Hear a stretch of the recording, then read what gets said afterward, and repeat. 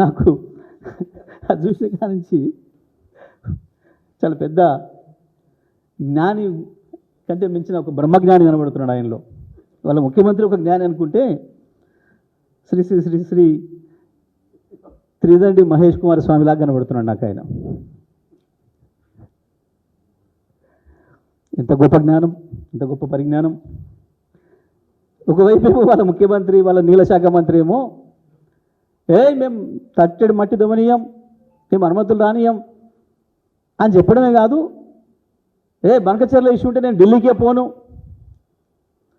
అని చెప్పి చాలా స్పష్టంగా రాసి పంపిండు ఆయన సీఎం ఆఫీస్ నుంచి. పాపం ఈ స్వామివారేమో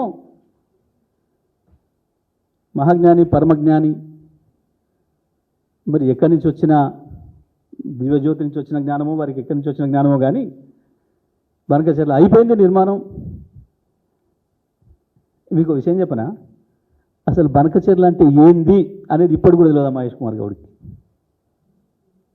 అసలు అదేంది, అదేమన్నా ఒక బ్రహ్మ పదార్థమా, అది ప్రాజెక్టా, బ్యారేజా, రిజర్వాయరా, అసలు అది ఎక్కడుంది? కనీసం వాళ్ళ ముఖ్యమంత్రిని ట్రోల్ చేస్తున్నప్పుడన్నా తెలుసుకొని ఉండాల్సి ఉండే. సరే వాళ్ళ ముఖ్యమంత్రి పాపం తెలియక బహిరంగంగా అడిగిండు. ఇది బయటపడంగానే వెంబడే కట్ కట్ కట్ కట్ లైవ్లు బంద్ చేయండి అని చెప్పిండు, దాచిపెట్టుకునే ప్రయత్నం చేసిండు. మరి దివ్యజ్ఞానికి కనీసం అది తెలుసుకోనన్నా మాట్లాడాలన్నా సోయి ఉండాల్సి ఉండే.